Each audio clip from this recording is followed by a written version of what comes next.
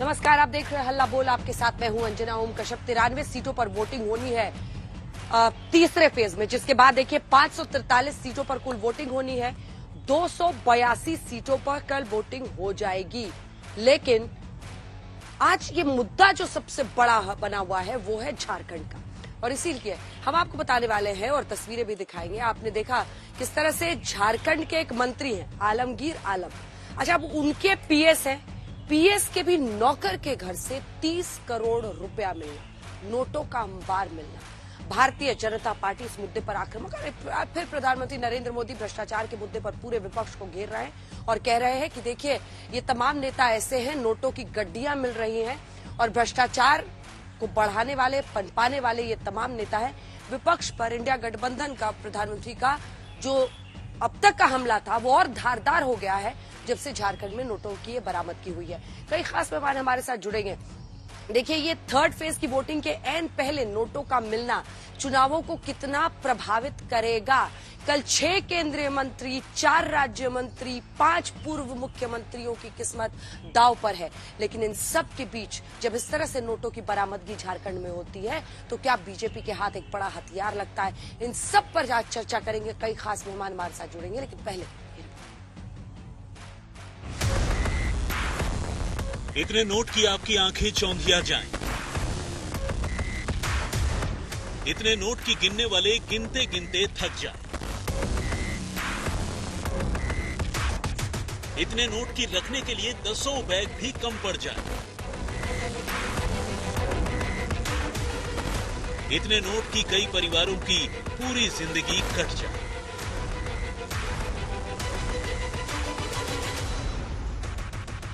कहते हैं कुर्सी का मेल अगर काले कारोबार से हो जाए तो पेट के बल पड़ा आदमी भी मुनाफा कूट लेता है, घर में टकसाल बना लेता है। ऐसी ही टकसाल बना ली थी झारखंड वाले मंत्री आलमगीर आलम के पीएस संजीव लाल। संजीव लाल के नौकर के घर पर नोटों का अंबार मिला, या यूं कहिए कि नोटों का पहाड़ मिला। आज यहाँ पड़ोस में झारखंड में नोटों के पहाड़ मिल रहे हैं, नोटों के पहाड़। लोगों का चोरी किया माल पकड़ रहा है मोदी वहां। अब मुझे बताइए, मैं चोरी बंद कर दूं, इनकी कमाई बंद कर दूं, इनकी लूट बंद कर दूं, तो मोदी को गाली देंगे कि नहीं देंगे? ईडी ने अब तक की गिनती में 30 करोड़ रुपए से ज्यादा एक ही ठिकाने पर मिलने की बात कही। अभी गिनती जारी है। दूसरे ठिकाने पर भी 3 करोड़ कैश मिले। नोट में गर्मी होती है, लिहाजा तीसरे चरण के मतदान से पहले सियासी गर्मी बढ़ गई। कल रात को ही झारखंड में एक मंत्री के घर से 30 करोड़ रुपया जब्त हुआ है भाइयों, 30 करोड़ रुपए। मुझे बताओ, जिन्होंने गरीब बंगाल की जनता का पैसा लूटा है वो जेल की सलाखों के पीछे जाने चाहिए या नहीं जाने चाहिए? इसी झारखंड के मुख्यमंत्री रहे हेमंत सोरेन भ्रष्टाचार के ही मामले में जेल की हवा खा रहे। अब राज्य के ग्रामीण विकास मंत्री के पीएस के नौकर के यहां से मिला ये रुपया बीजेपी की चुनावी प्रहार को और धारदार कर रहा है।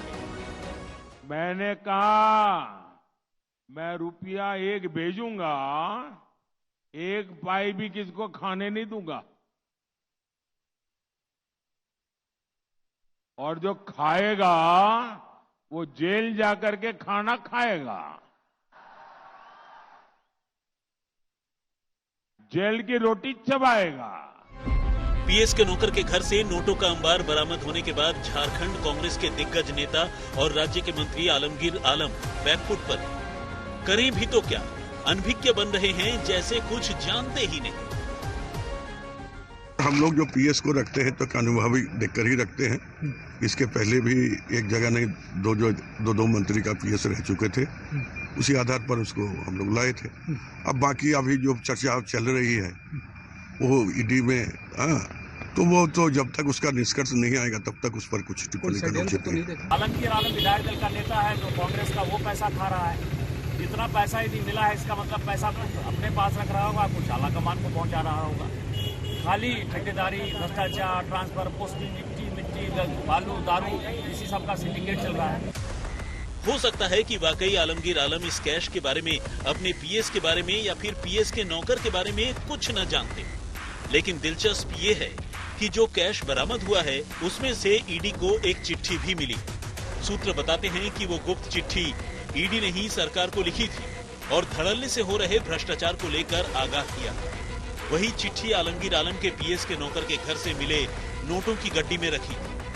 अब सवाल यह है कि ईडी की चिट्ठी नोटों के बंडलों में कैसे पहुंची। मोदी को हराने का पूरे देश में एक साजिश चल रहा है। उसी में झारखंड से पैसा आता बिहार और झारखंड की सरकार ये पैसे के बल पे मोदी को हराना चाहते हैं। तो नौकर के पास इतना माल है तो मालिक के पास कितना माल होगा। ये कांग्रेस पार्टी सत्ता से दूर है, लेकिन जहां भी राज्य में सत्ता में है वहां उनके लिए नोट की बहार है।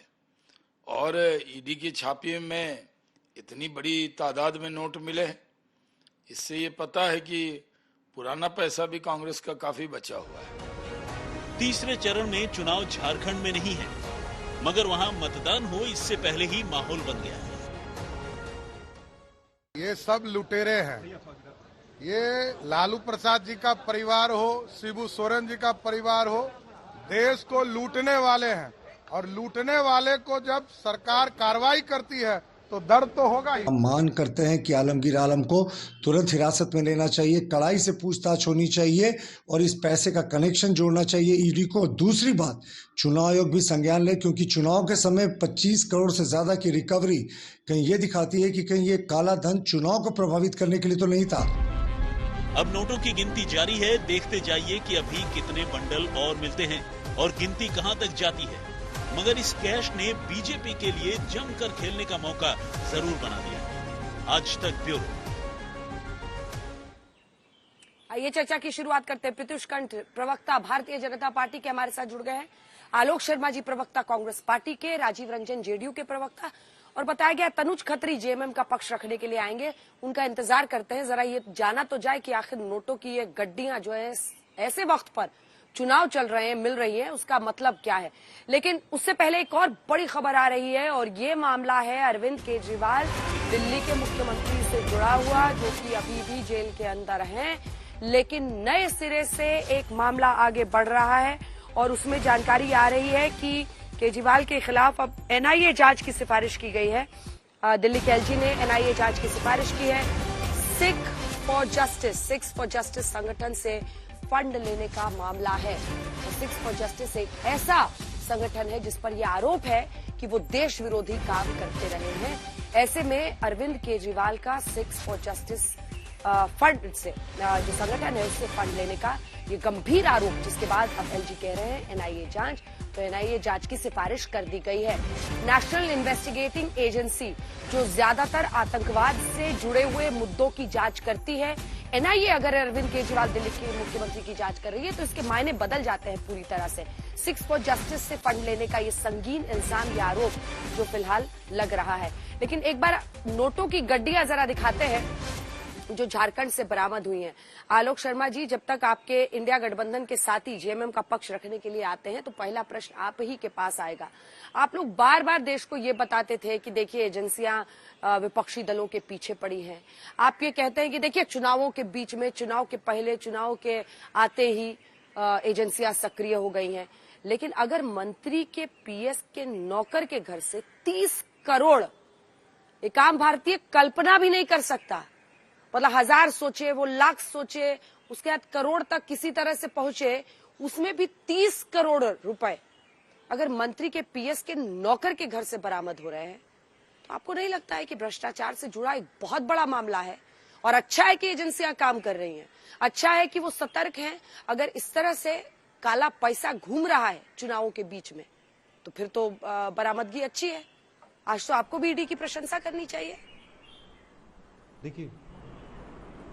देखिए मुझे लगता है कि जो भी कार्रवाई, जो भी जांच एजेंसी कर रही हैं, उसमें अगर निष्पक्षता से वो करती और 10 साल का जो इतिहास है, अगर उसमें निष्पक्षता के साथ जांच करती वो, तो कोई भी प्रश्न चिन्ह नहीं लगाता। आज देश के प्रधानमंत्री ने 2 वायदे किए कि मेरे ऊपर 25 साल में कोई भ्रष्टाचार का किसी भी तरह से किसी भी रूप में कोई आरोप नहीं लगा। मैं कहना चाहता हूं कि जिस तरह से सहारा और बिरला की जो डायरीज मिली थी और उसमें करोड़ों रुपया सीएम गुजरात को दिया गया था, क्या उसकी जांच ईडी ने की? क्या इलेक्टोरल बॉन्ड्स के माध्यम से जो अभी सुप्रीम कोर्ट ने कहा कि पूरी तरह से ये अनकॉन्स्टिट्यूशनल है, ये पूरी तरह से इलीगल है, जो चीज इलीगल है, अनकॉन्स्टिट्यूशनल है, वो भ्रष्टाचार के दायरे में आती है कि नहीं? चंदा लो और धंधा दो, और खास तौर पर जिस तरह से जो इंजेक्शन, जो हमारे कोरोना के जो वैक्सीन के इंजेक्शंस थे, उस कंपनियों से भी जिस आदमी ने पैसा लिया, क्या उसके ऊपर आज कोई जांच हुई है? अभी कुछ दिन पहले झारखंड में एक हमारे सांसद के ऊपर भी आरोप लगे थे कि उनके ऊपर बहुत पैसा है और उनके पास करोड़ों रुपया मिला है, मशीन पूरी तरह से गर्म हो गई हैं। मेरे पास जहां तक जानकारी है वो व्यापारी हैं और उन्होंने पूरा पैसा अपना शो किया है, और एक दिन भी ना ईडी ने ना इनकम टैक्स ने किसी ने भी उनकी हिरासत नहीं मांगी है। आज जो प्रकरण हुआ है, अगर वो 2 नंबर का पैसा है, ब्लैक का पैसा है, तो जरूर कार्रवाई होनी चाहिए। लेकिन मैं केवल ये पूछना चाहता हूं कि ईडी जिसको आप क्लीन चिट देना चाहती हैं, 95% मामले केवल विपक्षी दलों के ऊपर क्यों हैं? और जिन जिन लोगों के ऊपर बीजेपी की वॉशिंग मशीन का असर हुआ है, ये एक पूरी लिस्ट है मेरे पास। ये इतनी लंबी लिस्ट है कि जिनके ऊपर ईडी सीबीआई के केसेस हुए या छापे डाले गए, और ये 2 पेज में आ रही है लिस्ट। अगर इसको बनाएंगे तो लगभग 10 पेज में लिस्ट बन जाएगी कि जिन जिन लोगों के ऊपर ईडी सीबीआई ने केसेस किए, उनका आज का वर्तमान का स्टेटस सबके सबका बीजेपी है या बीजेपी के अलाइज हैं।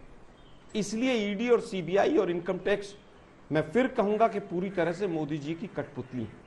अजीत पवार, ईडी की रेड हुई 2021 में, करंट स्टेटस क्या है? वो मंत्री है वहां पर। छगन भुजबल, इनकी तो कर फाइल ही चली गई। 16 में ईडी की रेड है, उसके बाद 23 में केस ही वापस ले लिया गया है। हसन मुशर्रफ हो, बाबा सिद्दीकी हो, प्रफुल्ल पटेल हो, भावना गवली हो, और तो और जो मुख्यमंत्री कई लोग बने बैठे, उनके ऊपर भी तमाम इस तरह के केसेस हैं। यही वो नवीन जिंदल थे, आज बीजेपी के कैंडिडेट हैं कुरुक्षेत्र से। मोदी जी ने कहा था काला कोयला खा गए ये लोग। वो आदर्श घोटाले वाले भी तमाम आरोप इन्होंने ही लगाए थे। हेमंत बिश्व शर्मा भी सबसे भ्रष्ट व्यक्ति थे, सीडी आई थी उसकी। आज वो देश में एक बड़े राज्य का मुख्यमंत्री है। इसलिए पूरी तरह से मैं कहूंगा कि ईडी, सीबीआई, इनकम टैक्स आज भी केंद्र सरकार की कठपुतली की तरह काम कर रही है। अब मैं केवल ये पूछना चाहूंगा बीजेपी के साथ ही बोले, ठीक है, इसका जवाब एक केस बताइए मुझे आप इसका जवाब 2014 दीजिए। के बाद, और वो लिस्ट लेकर आए हैं, बता रहे हैं कि जो लोग आपकी पार्टी में और ये शामिल हो केस जाते में हैं, ईडी, उनके सीबीआई ने खिलाफ इस व्यक्ति, एजेंसियों एक की व्यक्ति कार्रवाई को convict कर नहीं दिया। होती। आलोक जी जवाब ले लेते हैं, जवाब ले लेते हैं। और कन्विक्शन पर उनका सवाल है। अंजना जी, सबसे पहले तो मैं अंजना जी ये बताऊंगा आपको कि आप देखिए कि एक पीए के नौकर के यहाँ से, मंत्री के पीए के नौकर के यहाँ से इतना बड़ा पैसा मिल रहा है जो देश देख रहा है। या साहू जी के यहाँ से 351 करोड़ रुपया निकला। ये पैसा कहाँ निकल रहा है? कांग्रेस वालों के यहाँ से निकल रहा है। और क्यों उनके यहाँ से निकल रहा है? बिकॉज वो लोगों ने पॉलिटिक्स को आज बना दिया है इस तरह का खेल। आप देखिए, जब से प्रधानमंत्री आए हैं 1,26,000 करोड़ रुपया ईडी ने सीज किया है। ये किसका पैसा था? चोरी का पैसा था। जो वेलफेयर स्कीम में पैसे लगने थे वो पैसा इन लोगों ने अपने घर में रखा हुआ है। आप देखिए, पैरेलल इकोनॉमी ब्लैक की चला रहे हैं ये। तभी प्रधानमंत्री जी ने आज बोला कौन सा गोदाम में जहां इतने पैसे पड़े हुए हैं, और आज पूरा देश वो गड्डी को गिनता देख रहा है। एक एवरेज फैमिली के लिए इतना बड़ा पैसा तो कभी जिंदगी में नहीं देखा था। आप देखिए कि जब भी इकोनॉमिक रिफॉर्म्स हुआ, जब भी कोई भी इकोनॉमिक रिफॉर्म्स हुआ, चाहे जीएसटी आए, डिजिटल पेमेंट आए, ये लोग कितना पोस्ट करते हैं उसको। क्यों करते हैं? ये ब्लैक मनी कैसे खपाएंगे? ये तो विदेश भी घूमने जाएंगे बिजनेस क्लास में तो उसका खट खट खट खट रिपोर्ट आ जाएगा कि कौन बिजनेस क्लास में जा रहा है और कैसे जा रहा है। एक्चुअली ये जो ब्लैक मनी से ये खेल रहे थे, जो राहुल गांधी जी हैं, जिनकी जो पूरी टीम है जो इस कैश से खेल रही थी, वो तो सारे लोग फंस गए ना आज के दिन में। आप देखिए कि बेंगलोर में पार्षद के यहां 100 करोड़ रुपए निकल रहा है। किसके घर में 100 करोड़ रुपए कैश होता है? लोग अपनी पूरी जिंदगी नौकरी करके 1 करोड़ रुपए इकट्ठा नहीं कर पाते हैं। यहां 100 crore 30 crore and still counting, पता नहीं कहां पर रुकने वाला है वो जाके। इसीलिए ये लोग जो इस बात कर रहे हैं, प्रधानमंत्री जी ने बार बार बोला फ्री एंड फेयर इन्वेस्टिगेशन करो। इन लोगों ने क्या शुरू किया? ईडी पे अटैक करो, सीबीआई पे अटैक करो, एनआईए पे अटैक करो। क्या फायदा अटैक करके? भाई ये एजेंसीज है, ये पुलिस वाले हैं, अदर एजेंसीज के लोग हैं, ये गो भी करेंगे कोर्ट में केस जाएगी और तुरंत कोर्ट देखना शुरू कर देगा उसके अंदर में। तो ये कौन सा आप केस को बंद कर सकते हो? एक बार कोर्ट में केस चली गई, इन्वेस्टिगेटिंग ऑफिसर जो है वो कोर्ट को रिपोर्ट करता है, उसमें कौन सी बीजेपी, कौन सा प्रधानमंत्री जी, कोई नहीं आता उसके अंदर में। एक बार आपके ऊपर रेड हुई, आपका कहां पैसा गया और आप कब जेल जाओगे ये आपको भी नहीं पता है, क्योंकि वो इन्वेस्टिगेटिंग एजेंसी वाले इन्वेस्टिगेट करते हैं, सारे एविडेंसेस को खोजते और कोर्ट को दिखाते हैं, और जब वक्त आता तो अरेस्ट हो जाते हैं। एक केस बता दीजिए किसी के ऊपर आज तक बंद हुआ हो जब से प्रधानमंत्री जी आए हैं। आपको लग रहा है जो बैंकिंग सिस्टम, इंडिया 5वां बड़ा इकोनॉमी हो गया, 3rd इकोनॉमी बनने वाला है, ये ऐसे ही हो जाता है? सबसे बड़ा चीज था कि चोरों को रोका गया, और आज राहुल गांधी जी, सोनिया गांधी जी बेल पे घूम रहे हैं, इनके दोस्त अरविंद केजरीवाल जी, सिसोदिया जी सब ये जेल में हैं, संजय सिंह बेल में हैं, हेमंत सोरेन जेल में हैं। ये सब लोग कौन लोग हैं जिनकी चोरी पकड़ी गई है, जो चोरी किया गया है? आज तक हमारे प्रधानमंत्री के ऊपर एक आंच नहीं आया है, किसी ने एक वर्ड नहीं बोला है। ये उन्होंने पब्लिक लाइफ में अर्न किया है। इसको अर्न करना ये समझ ही नहीं सकते हैं कांग्रेस वाले, बिकॉज जब आप डायनेस्टिक पॉलिटिक्स चलाते हो, एक परिवार की पॉलिटिक्स चलाते हो। बताइए साहू जी क्या रेड होता है, 351 करोड़ रुपए मिलता है। इंदिरा गांधी जी किससे घर में रहती थी जाके? उसी साहू जी घर में रहती थी जाके उनके व्हाइट हाउस में, जो ब्लैक मनी से बना हुआ व्हाइट हाउस था। तो ऑनेस्टी की पॉलिटिक्स, नीलम मिश्रा जी अब हमारे साथ जुड़ रही है। नीलम मिश्रा जी हमारे साथ जुड़ रही है, जेएमएम की प्रवक्ता। नीलम मिश्रा जी, पूरा देश दंग है देखकर कि आलमगीर आलम, आपकी सरकार के मंत्री साहब के पीए का नौकर के घर में 1000 नहीं, लाख नहीं, करोड़ नहीं, 30 करोड़ रुपए मिले हैं। क्या ये बात आप लोगों को, अभी तक आप लोग यही कहते थे ना, टारगेट किया जा रहा है, देखिए टारगेट किया जा रहा है, लेकिन जहां पर बरामदगी हो रही है, जहां पर प्रत्यक्ष रूप से पैसा दिख रहा है, उस पर क्या जवाब है आप लोगों का? वो कहते हैं भ्रष्टाचार के खिलाफ कार्रवाई कर रहे हैं, तो आप लोग एजेंसियों का रोना रोते हैं। आज तो ईडी ने जबरदस्त कार्रवाई की है, 30 करोड़ की बरामदगी बड़ी बात होती है। देखिए अंजना जी, स्पष्ट है कि पहले 2 चरण की चुनाव जो हुई है, उस दोनों चरण का जो प्री पोलिंग आ रहा है और जो एक एनालिसिस किया जा रहा है, उससे साफ पता चल रहा है कि भाजपा की स्थिति अच्छी नहीं है, जिसके कारण कल 7वां तीसरा चरण शुरू होने जा रहा है। और ये सब सारी चीजों को नजरअंदाज करने के लिए या लोगों का ध्यान भटकाने के लिए ये सारा चीज किया जा रहा है। अब आप ऐसा कहिएगा कि ये तो स्पष्ट रूप से दिख रहा है, तो हम तो ये कहेंगे ना कि धीरज साहू जी का भी तो आप लोग इसी तरह से पैसा गिनता हुआ दिखाए थे ना, धीरज साहू जी का। आज धीरज साहू जी कहाँ है? अगर वो इतने बड़े मनी लॉन्ड्रिंग के हवाला उनके साथ दिया जा रहा था कि इतने बड़े घोटालेबाज और इतना मतलब अरबों करोड़ों रुपए उनके घर से मिल रहे थे, तो आज तो धीरज साहू फ्री घूम रहे हैं, उनको तो सलाखों के पीछे होना चाहिए था। तो इस तरह से विपक्षियों को बदनाम करना, और जहां तक ये पैसे की बात है, जांच का विषय है, जांच होना चाहिए, तो कहने का तो मुद्दा तो यहाँ पे ये बनता है ना कि आखिर इस तरह का जो मामला है विपक्षियों को घेरने के लिए ये क्यों किया जाता है? निष्पक्षता क्यों नहीं है? आखिर मोदी जी अपने जितने भी लुटेरे मित्र हैं जो देश को लूट के बाहर भाग गए, हर चुनाव में कहते हैं वो आ रहा है, वो आ रहा है, वो आ रहा है, वो क्यों नहीं आया? अभी तक क्यों नहीं ला पाए? और जितने भी भ्रष्टाचारी है उनको अपने पार्टी में घुसा लेते हैं और सिर्फ अपने पार्टी में शामिल ही नहीं करते हैं, अच्छे ऊंचे पद भी देकर के उनको सुशोभित किया जाता है। मतलब जितने बड़े भ्रष्टाचारी उतने बड़े वो अधिकारी। ये आरोप भी नीलम जी आपके ठीक है, ये आरोप भी सही है, ये सवाल भी सही है, लेकिन व्हाटअबाउटरी मत कीजिए। तू इधर उधर की ना बात कर, ये बता कि पैसा कहाँ से आया। ये 30 करोड़ मंत्री जी के पीए के नौकर के घर पर कैसा आया? क्योंकि अभी तक तो अगर अकाउंटेड फॉर मनी होता तो सामने आकर आप लोग बताते ना कहाँ से आया पैसा। जांच की विषय है ना, इसको तो जांच होने दीजिए, जांच की विषय है। हम और आप यहाँ बैठे कैसे तो अच्छा काम कर रही है ना ईडी। कैसे आया, क्यों आया, कब आया, ये ना मैं बोल सकती हूँ, ना यहाँ बैठे कोई प्रवक्ता बोल सकते, ना सकते हैं, ये तो जांच की विषय है।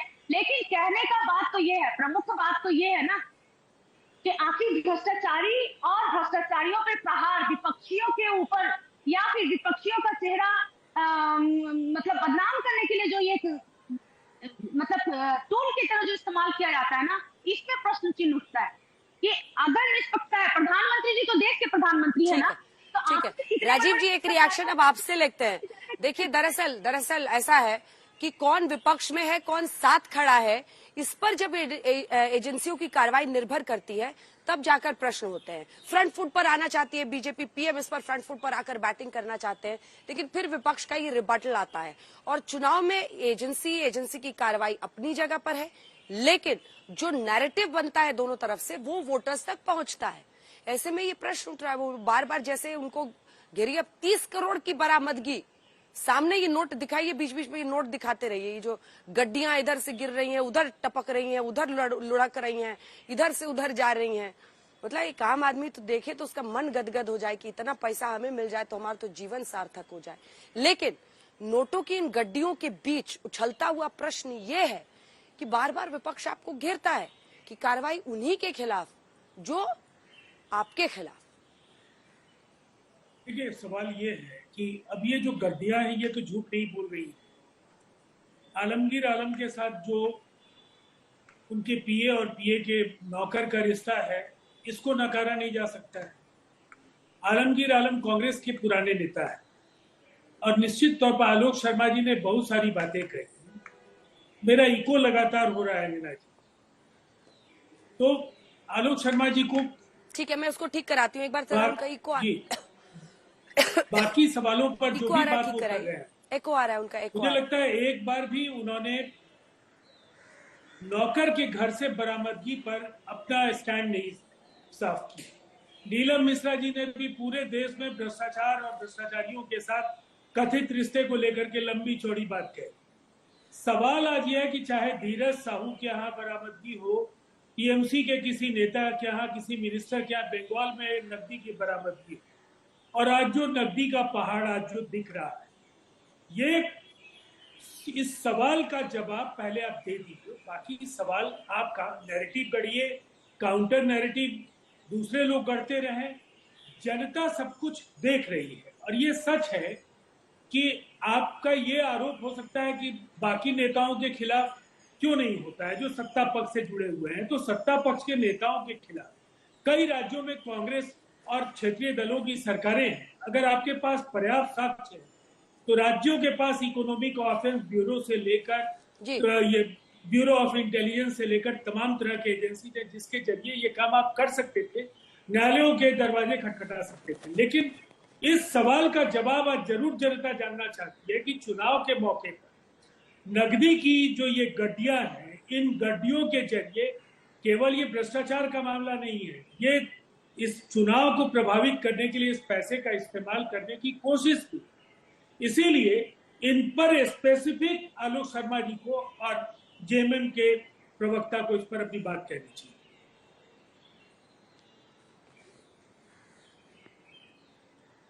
ठीक है, एक बार आलोक शर्मा जी से इसका जवाब लेते हैं। आलोक शर्मा जी, अगर बीजेपी के किसी मंत्री के पीए के नौकर के घर से 30 करोड़ बरामद होते तो आपकी मतलब आपका जो आक्रामक अंदाज है वो कुछ और ही होता आज। लेकिन चूंकि देखिए ना, वही हाल है आपका, चूंकि आपके गठबंधन के साथी हैं तो आप उनके लिए भी बैटिंग करने को तैयार हैं। आप कह रहे हैं जांच हो, लेकिन यही अगर बीजेपी के किसी मंत्री के पीए के नौकर के घर से मिलता तो आपके आक्रामकता का स्तर कुछ और नहीं होता। आलोक जी, आपको नहीं लगता है कि ऐसे लोग लोकतंत्र को जो खरीदने निकलते हैं पैसों के दम पर, वो सारी लाइनें जो आपकी आती हैं एकदम धारा प्रवाह बोलते हैं, बड़ा अच्छा बोलते हैं, वो आज भी आपको बोलना चाहिए? मैं बिल्कुल आज भी बोल रहा हूं। मैं 3 एग्जाम्पल देता हूं। पूरे देश को गुमराह किया इसी सरकार ने और आज भी कर रहे हैं कि 1,76,000 करोड़ का घोटाला 2G में हुआ। पूरे हिंदुस्तान के मीडिया ने सब कुछ दिखाया, 2.5 महीने तक संसद नहीं चली। उसके बाद क्लीन चिट किसने दी? इसी बीजेपी की सरकार ने। जिस समय पर नोटबंदी हुई, 13,000 करोड़ रुपया अहमदाबाद में एक बीजेपी के लीडर के यहाँ मिला था। वो बीजेपी का लीडर कहाँ है आज देश को नहीं पता है। हम तो उस दिन भी धारदार थे, आज भी धारदार हैं। नोटबंदी में कितना पैसा अहमदाबाद डेवलपमेंट बैंक जो था उसमें जमा हुआ कैश, वो भी पिछले एक हफ्ते में उसकी जांच कभी ईडी सीबीआई करेगी? वो पैसा कहां से आया है? धीरज साहू का नाम सबने लिया। आज आप नोट की गड्डियां गिरती हुई दिखा रही हैं। धीरज साहू के बेसमेंट में भी आपने सभी चैनल्स ने दिखाई थी कि गड्डियां गिर रही, लेकिन उसके बाद क्या हुआ? उन्होंने अपना पूरा हिसाब दिया, जहां तक मेरी जानकारी है, और एक दिन भी ईडी सीबीआई ने उनको अपने पास रखने की कोई जहमत तक नहीं उठाई। आज बात आती है कि 41 कंपनियां ऐसी थी जिनको 2471 करोड़ रुपया इलेक्टोरल बॉन्ड्स के माध्यम से जिन्होंने बीजेपी को दिया, और उनके पास ईडी सीबीआई कब जाएगी कि जिनका 2 करोड़ का प्रॉफिट था और 138 करोड़ रुपए वो बीजेपी को दान में चंदे के रूप में दे रहे थे। आज हालत यह है कि नोटबंदी के टाइम पर 14 लाख करोड़ रुपया कैश ट्रांजैक्शन था, आज 30 लाख करोड़ है।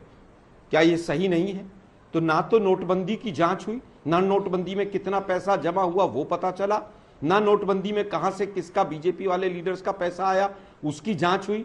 लेकिन यहां इतना जरूर है कि 30 करोड़ रुपया मिल गया तो पूरे हिंदुस्तान के चैनल्स को दिख रहा है कि नोट की गड्डियां गिर रही हैं और सब गदगद है। लेकिन क्या जो गदगद वाली बात, ये इलेक्टोरल बॉन्ड से सुप्रीम कोर्ट ने जो तमाचा लगाया था इस सरकार के ऊपर कि इलीगल है, अनकॉन्स्टिट्यूशनल है, तब किसी ने भी कहा कि यहां पर जाकर जांच होनी चाहिए? क्या इन तमाम कंपनियों के खिलाफ एफआईआर होकर रेड नहीं होनी चाहिए कि चाहे वो कांग्रेस को उसने पैसा दिया हो चाहे किसी को दिया हो? एक इंडियन एक्सप्रेस की न्यूज आई थी कि 25 में से 22 कंपनियां ऐसी थी जिनके ऊपर या तो ईडी की रेड चल रही थी या रेड बंद हो गई थी या बंद कर दी गई। रेड होती है, अगले हफ्ते पैसा पहुंचता है, फिर 3 महीने बाद दोबारा रेड होती है, फिर एक हफ्ते बाद फिर पैसा पहुंच जाता है। मुझे लगता है कि बहुत गंभीर विषय है ये कि जिस तरह से सेलेक्टिव अप्रोच, कल चुनाव है, कल वोटिंग है, आज कार्रवाई हो रही है। अब अंजना जी, आज कार्रवाई ना हो, ये नोट का मिलना आपको ये भी गलत लग रहा है। ये नोट वहां पर पड़ा रहता, छिपा रहता तो बेटर होता। एक सेकंड आलोक जी देखिए, कुछ बातें होती हैं जो कि एकदम अस्वीकार्य होती हैं। जब धीरज साहू के घर से पैसे मिले थे तब भी चैनल्स ने मतलब आज तक ने दिखाया था। सुनिए ना, जब हम लोग आज दिख रहा है तभी था, और जब इलेक्टोरल बॉन्ड था तब तो आप ही ने मेरे साथ कितनी बहस की है। लेकिन एजेंसीज की कार्रवाई रुकने की क्या जरूरत है? रोकने की क्या जरूरत है? मतलब पैसे की बरामदगी हो रही है तब भी आप कह रहे हैं कि गलत है। क्या इलेक्टोरल बॉन्ड्स वाली कंपनियों के यहाँ ईडी सीबीआई गई? मैं आज तक के ऊपर प्रश्न चिन्ह नहीं लगा रहा हूँ, आज तक ने दिखाया। मैं केवल ये कह रहा हूँ कि ईडी सीबीआई ने क्या उनके यहाँ पर एक भी रेड की? जवाब दीजिए, क्या वहां पर एक भी चिट्ठी गई उनके यहाँ? और जो एमएलए मेरा ये बोलना है अंजना जी कि ये दिखाता है कि आप हाल देखिए कि इतना बड़ा चोरी का पैसा मिला और इनको दर्द किस बात का है कि ये पकड़ा क्यों गया। ये चोरी का पैसा पकड़ा जाना दर्द का विषय होता है। ये दिखाता है कि इन लोगों ने करप्शन को और जो ब्लैक मनी की पैरेलल इकोनॉमी है उसको ये स्टैब्लिश करना चाहते हैं इस देश के अंदर में। उनको प्रधानमंत्री से क्या प्रॉब्लम है कि ऐसा प्रधानमंत्री आए हैं इस देश में जो बोलते हैं भाई उनकी सिफारिश मत कर देना, आप अगर चोर हो तो आप अंदर जाओगे, आप जाके जेल का रोटी खाओगे। प्रधानमंत्री इसमें एकदम क्लियर है, चाहे आप बैंक का लोन लेके रखे हुए हैं, नहीं दे रहे हैं, कोई भी चीज हो, गवर्नमेंट का इंटरफेरेंस जीरो है उसके अंदर में। अब रही बात जहां तक केसेस की, भाई केसेस का तो प्रक्रिया होता है, वो चलता है। अब हेमंत बिस्वा शर्मा लोग बहुत परेशान रहते हैं, उनपे तो कभी कोई केस ही रजिस्टर नहीं हुआ आज तक। वो बेचारे लिख के चैलेंज करने के बताओ कौन सा केस है, पर क्योंकि वो राहुल गांधी का रियल चेहरा देश को दिखाए तो ये तो इनको पच नहीं रहा है। इनको 30 करोड़ का पैसा दिख रहा है कि वेलफेयर स्कीम में जो पैसा लगना था वो एक पीए के नौकर के घर में है, तो उसको जस्टिफाई करने के लिए पहुंच चुके हैं। अब बोल रहे बड़ा गलत हुआ, इनकम टैक्स और ये सीबीआई और ये सब मोदी जी के कहने पे चल रही है। भाई चोरी का पैसा नहीं पकड़ेगी तो किसका पैसा पकड़ेगी? एजेंसीज का काम है। हमारा जब संविधान बना था तो सबका रोल उसमें डिफाइंड है, जुडिशरी का रोल डिफाइंड है, इलेक्शन कमीशन का रोल डिफाइंड है, वैसे एजेंसीज का भी रोल डिफाइंड है। सीआरपीसी और आईपीसी जो बना था वो बिल्कुल लॉ को क्लैरिफाई करता है क्या करना है। तो चोर को नहीं पकड़ेंगे तो किसको पकड़ेंगे? और आपको इस पे तकलीफ हो रही है। आप लोग आपको तो आते ही बोलना चाहिए कि बहुत दुख का बात है कि जो पैसा गरीबों के बीच में होना चाहिए था, उनके काम में हो जाए, वो पकड़ा गया है। आपको मोदी जी को आके मुबारकबाद देना चाहिए, बधाई देना चाहिए कि आपने ऐसे देश का निर्माण कर दिया है 10 साल के अंदर में जो किसी भी तरह से चोरी को बर्दाश्त नहीं करता है। आज आपको हर एजेंसी ऑफिसर को थैंक यू बोलना चाहिए, चाहे वो बंगाल में हो, छत्तीसगढ़ में हो, कर्नाटक में हो। 1,26,000 करोड़ रुपया पब्लिक का जो लूट के रखा था लोगों ने निकाला। कैश सीजर है, कैश सीजर है, प्रॉपर्टी और इसकी नहीं है। ये कितना बड़ा उपलब्धि है। और आप इसको आके चैनल पे बोल रहे हैं, वो भी आज तक जैसे बड़े चैनल पे बोल रहे हैं कि बड़ा गलत हुआ है। इस तरह की राजनीति को न ले जाएं। आज सारे लोगों को बधाई देनी चाहिए एजेंसीज को कि इलेक्शन के समय जो पैसा जाता वोटर को खरीदने के लिए, गरीबों को बहलाने के लिए, वो पैसा पकड़ा गया है। आज एजेंसीज जो हैं उनको हमें बधाई देनी चाहिए कि हमारा जो फेस्टिवल ऑफ डेमोक्रेसी है उसको हम लोग बचा रहे हैं। ये गलत पैसे, गंदे पैसे, चोरी के पैसे को हम रोक के रखे हुए हैं। ये हमारे लिए उपलब्धि है। ये प्रधानमंत्री नरेंद्र मोदी की उपलब्धि है। तभी भारत आलोक जी, अब आपकी बारी, आप जवाब दीजिए उनकी बातों का। सवाल है कि भ्रष्टाचार के मुद्दे पर आपका भी दोहरा रवैया नहीं हो सकता है कि इलेक्टोरल बॉन्ड पर आप दहाड़े और जब आलमगीर आलम मंत्री झारखंड सरकार के पीए के नौकर के घर से 30 करोड़ मिले तो आपके तलवार की धार कुंद हो जाए। आलोक जी, देखिए, मुझे लगता है बिल्कुल भी धार कुंद नहीं है। मैंने सबसे पहला सेंटेंस यूज किया कि जो कार्रवाई करनी है करें। तमाम एजेंसीज कर रही हैं कार्रवाई, क्यों नहीं करेंगी वो एजेंसीज कार्रवाई? लेकिन जो लोग कहते थे कि स्विस बैंक से हम काला धन लाएंगे और कांग्रेसियों का लूटा हुआ है, स्विस बैंक में तो डबल पैसा हो गया ना। तो स्विस बैंक में जो डबल हो गया उसका जिम्मेवार कौन है? स्विस बैंक के काला धन के धारकों के नाम पर आपने 2014 का चुनाव लड़ा। मैनिफेस्टो के 5वें पेज पर 6ठा पॉइंट क्या लिखा था कि स्पेशल टास्क फोर्स बनाएंगे, कानून में बदलाव लाएंगे और बदलाव लाके 15-15 लाख तो सबके अकाउंट में यूं ही आ जाएंगे। वही को लाला रामदेव घूम रहे थे यहां पर, वो कह रहे थे 4 लाख करोड़ रुपया बाहर जो है काला धन छुपा हुआ है, वो कहां चला गया? अभी झूठ बोला गया आज तक पर कि 1,26,000 करोड़ कैश पकड़ लिया ईडी सीबीआई ने। कहां से ज्ञान लेकर आते हैं? प्रॉपर्टीज अटैच हुई हैं और एक भी केस 2014 के बाद, अंजना जी मैं आज तक के दर्शकों को कहता हूं सोचिएगा कि एक भी केस जो मोदी की सरकार ने किया हो और उसमें एक भी व्यक्ति कन्विक्ट हो गया हो और उसमें कांग्रेसी कोई हो तो उसका नाम बताएं मुझे। लेकिन दुर्भाग्य यह है कि कैश ट्रांजैक्शन डबल हो गया। आपने पूरी तरह से पीएमएलए में ऐसे प्रावधान कर दिए कि आपने सरकारें गिराई। 50-50 खोखे के नारे विधानसभा के बाहर लगे। इलेक्टोरल बॉन्ड सभी सबके सामने। हमारी कोई कुंद नहीं है बातचीत। हम कह रहे हैं कि सबसे भ्रष्टाचारी सरकार अगर कोई है तो वो मोदी जी की सरकार है। जिस दिन राफेल की जांच होगी, जिस दिन नोटबंदी की जांच होगी, जिस दिन पेगासस की जांच होगी, आधी बीजेपी जेल के अंदर चली जाएगी। लेकिन दुर्भाग्य है कि आज जांच एजेंसीज उनकी मुट्ठी में और जांच एजेंसीज के माध्यम से उनको जो कराना है कर लेते हैं। आपकी पार्टी से ही जुड़ी हुई एक खबर आ रही है, अपने दर्शकों को बता दें। राहुल गांधी ने कांग्रेस के कार्यकर्ताओं के नाम एक चिट्ठी लिखी। आलोक जी, लौट रही हूँ। राहुल गांधी ने ये चिट्ठी लिखी है कांग्रेस के कार्यकर्ताओं के नाम और लिखा है कि ये कोई सामान्य चुनाव नहीं है। वो कह रही है कोई सामान्य चुनाव नहीं है। जब तक कांग्रेस का एक भी कार्यकर्ता लगा रहेगा तब तक नफरत नहीं जीतेगी। ये लोकतंत्र और संविधान को बचाने के लिए चुनाव है। तो कांग्रेस पार्टी के कार्यकर्ताओं को राहुल गांधी ये चिट्ठी लिख रहे हैं और वो कह रहे हैं लोकतंत्र और संविधान को बचाने के लिए ये चुनाव है, सामान्य चुनाव नहीं है। अर्थात वो सीधा हमला प्रत्युष जी आपकी पार्टी पर कर रहे हैं। छोटा छोटा जवाब दीजिएगा मुझे। नीलम जी और राजीव जी के पास भी जाना है। वो कह रहे संविधान और लोकतंत्र को बचाने की का ये चुनाव। अंजना जी, बहुत ही छोटा जवाब दूंगा। मेरा तो बस यही हाथ जोड़ के अंजना जी रिक्वेस्ट है राहुल गांधी जी से कि कभी बैठ के समय मिले तो संविधान देश का पढ़ लें, कभी प्रियम्बल पढ़ लें देश का हमारा। तो इस तरह की बातें करना वो छोड़ देंगे। जाके पब्लिक में कहीं कुछ रिजर्वेशन का वादा करके चले आते हैं, कहीं कुछ भी बोल देते हैं। क्योंकि कभी भी बैठ के उनके जो मैनेजर्स हैं, जो बिल्कुल नॉन पॉलिटिकल लोग हैं, जो कभी इलेक्शन नहीं लड़े हैं, उनको कुछ नहीं पता है कि देश कैसे चलता है, वो लोग उनको आइडिया देते हैं और वो कुछ भी बोल देते हैं। भारत का संविधान बहुत बोल्ड अक्षरों में लिखा हुआ है और माननीय प्रधानमंत्री जी ने क्लियरली बोला है कि संविधान में कोई हाथ नहीं लगा सकता। जो लिखा है वही होगा। हमारे यहाँ SC, ST, OBC सबको सब कुछ मिलेगा। पर ये जो चोरी का खेल चल रहा है, इसके बारे में राहुल जी क्यों नहीं बोलते हैं? उनको शर्म नहीं आई कि आलमगीर जी जो उनके मंत्री हैं, उनके पीए के नौकर के यहाँ इतना पैसा मिल रहा है? उनको वर्कर्स को चिट्ठी लिखना चाहिए था कि आज मैं बहुत शर्मनाक महसूस कर रहा हूं कि मेरे पीए के नौकर के यहाँ इतना पैसा मिल गया, मेरे मंत्री के यहाँ, और मैं आप लोगों को क्या चेहरा दिखाऊं, पर ये बहुत गलत हो रहा है। कुछ तो बोलते, उनके वर्कर्स, उनके सपोर्टर्स को कुछ तो लगता कि हमारा नेता करप्शन के खिलाफ खड़ा है। बट कैसे करेंगे?